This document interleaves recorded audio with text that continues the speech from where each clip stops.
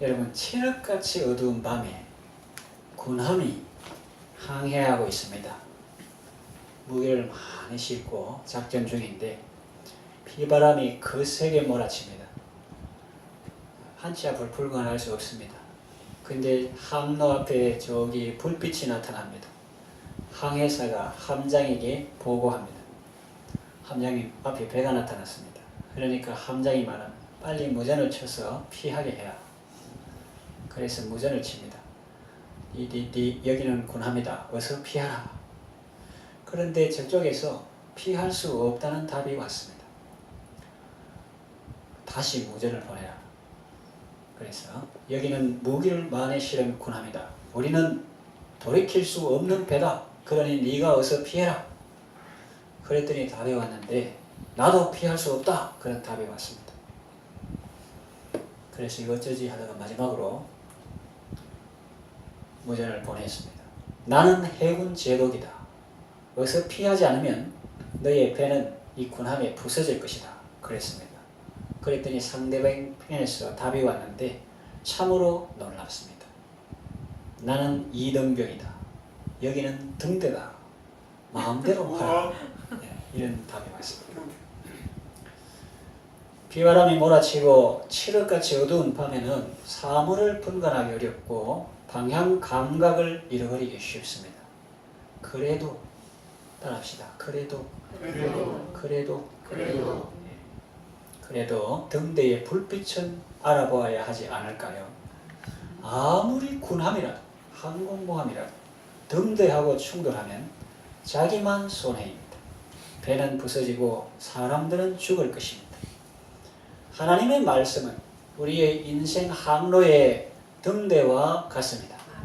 따라합시다. 하나님의 말씀은 우리 인생 항로의 등대와 같다. 원리다. 법칙이다. 그래서 상대를 잘 알고 처신하는 것이 지혜입니다. 상대가 누군지도 모르고 함부로 덤비면 자신이 파괴될 것입니다. 내가 아무리 세상적으로 지위가 높고 해군에서 별단 제독이라 할지라도 또 노련한 경험이 있는 사람이라 할지라도 그 등대하고 부딪히면 자기만 손해되시 말씀과 부딪히면 안 됩니다. 그래서 오늘 본문에 마땅히 율법과 증거의 말씀을 따르라고 말씀하십니다. 예수님을 따르고 말씀을 따르고 원리를 따르는 것이 신앙의 원리를 따르는 것이 자기에게 유익이다 하는 거죠. 말씀에 맞지 아니하면 본문에 뭐라고 나왔습니까? 그들이 정녕 아침 빛을 보지 못한다고 했습니다. 여러분은 빛을 보기 원하십니까?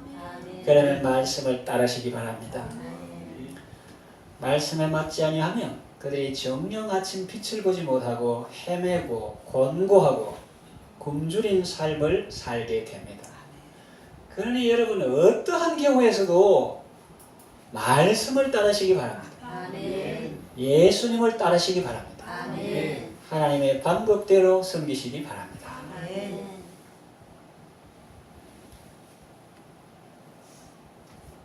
예수님이 말씀하셨습니다. 아무든지 나를 따라오려거든 자기를 부인하고, 그게 첫째 조건으로 나오죠. 자기를 부인하고 예수님을 따를 때 예수님의 제자가 될 수 있습니다. 자기를 부인해야 되는데 그게 첫 번째 조건이죠. 자기를 부인하지 않고 자기 주장을 내세우고 그렇게 하면 예수님의 제자가 되기 어렵습니다. 성경에는 자기를 부인하고 말씀에 순종함으로 복받은 사람들의 이야기가 많이 나옵니다. 말씀 앞에서 우리가 내려놓아야 할 것들을 살펴보겠습니다. 첫째로 자신의 경험을 내려놓아야 합니다. 경험을 무시하라는 말이 아닙니다. 경험은 인생 살면서 소중한 것이지만 하나님의 말씀 앞에서는 그 소중한 경험도 내려놓을 수 있어야 한다는 말입니다.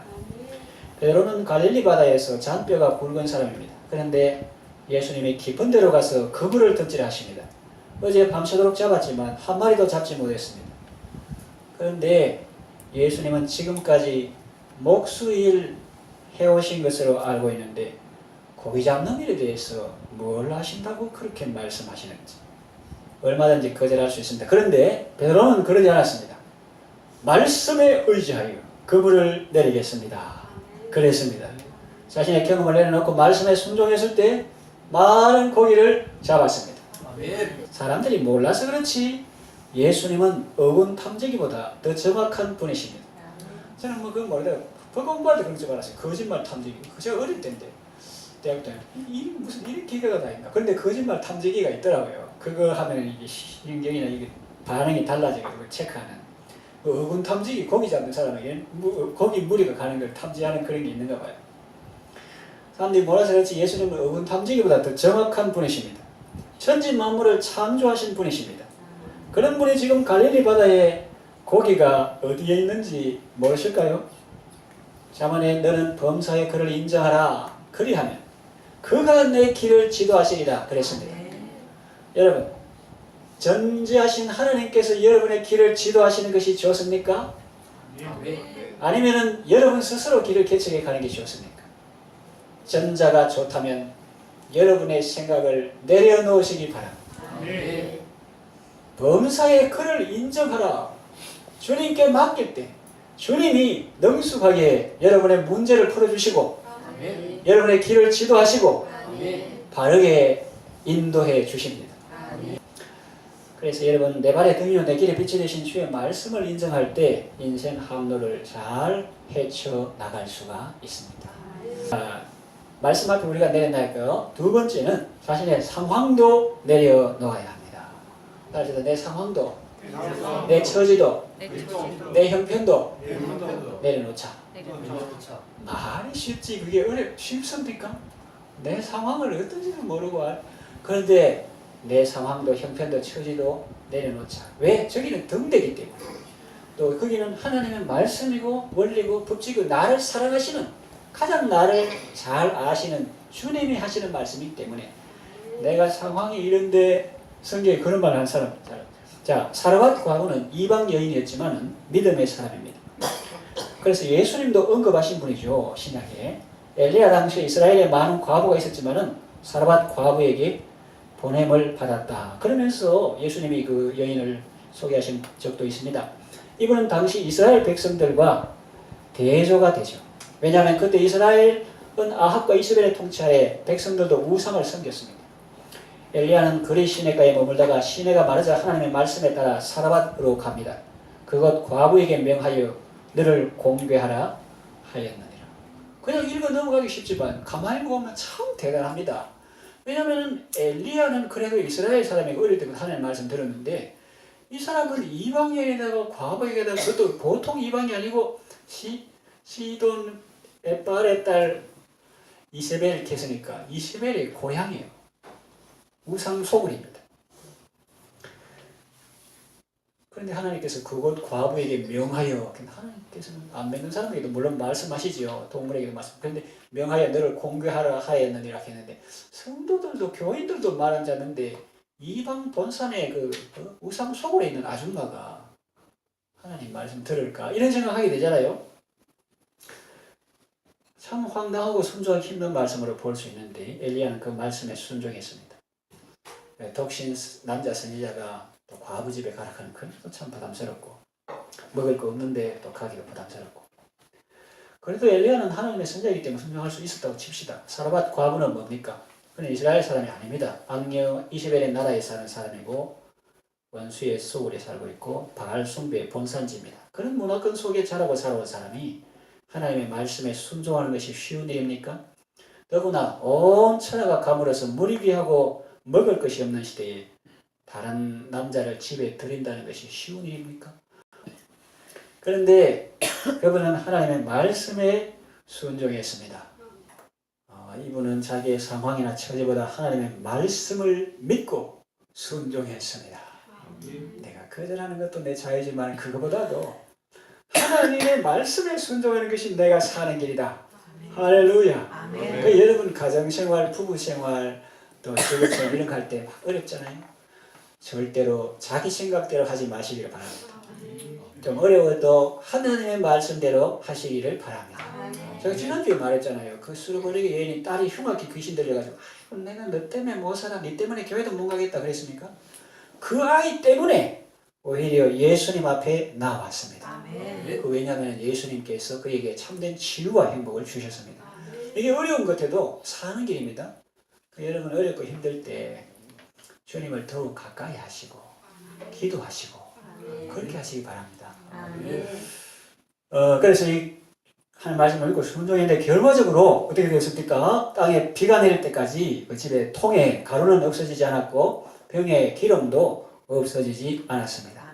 하나님의 말씀에 순종했을 때 하나님의 능력이 그를 보호하고 살린 것입니다. 사람이 떡으로만 사는 것이 아니라 하나님의 입으로 나오는 모든 말씀으로 살 것이라 하셨습니다. 아무리 죽어가는 세상이라도 말씀 안에 있으면 우리는 살아갈 수 있습니다.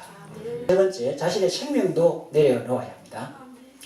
천사가 수태고지, 즉 만약에 너는 잉태하여 아들을 낳을 것이다. 수태고지 했을 때 마리아는 뭐라고 했습니까? 주의 계집 종연이 말씀대로 내게 이루어지이다 라고 답했습니다. 결과적으로 어떻게 되었습니까? 돌 맞아 죽었습니까? 아닙니다. 복을 받았습니다.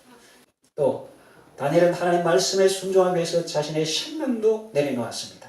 그랬더니 하나님은 다니엘의 생명을 지켜 보호해 주시고 또 더욱 존귀한 자로 세워주셨습니다. 다니엘의 세 친구들도 하나님의 말씀에 순종하기 위해서 자신들의 생명을 내려놓았습니다. 왕이 씌운 금신상에게 절하지 않았습니다. 왕이 어르기도 하고 달래기도 했습니다. 그러나 그들은 확고했습니다.